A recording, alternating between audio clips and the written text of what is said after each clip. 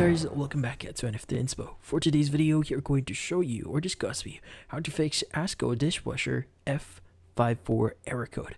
So if you're interested, let's start the tutorial. Now, if you're having issues with your ASKO Dishwasher here, there's a few things that you could do here to fix the F54 error code. So first is you want to check your water gasket. So the gasket around the dishwasher here are, in this case, are key in creating a watertight seal. So if it's not sealing properly, the machine might register that the door isn't closed fully. So open the door, inspect the gasket or for wear or cracks. If it looks worn out, replace it to ensure a proper seal.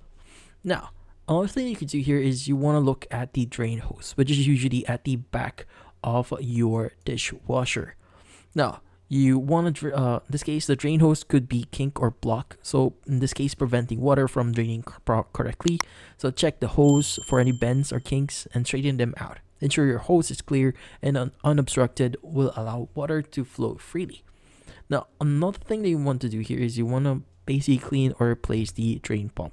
So usually a faulty drain pump can also cause water to pool at the bottom of the dishwasher. So how do you drain it or how do you replace it?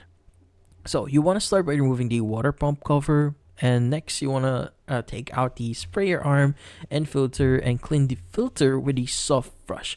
So usually it's going to be inside the dishwasher here, and you want to basically clean the filter with a soft brush here, like what I said, and you want to go ahead and assemble everything in the order you removed it. Now, if you're unsure on how to exactly clean or replace the drain pump here, it is recommended that you reach out to a technician in order for you to get this fixed.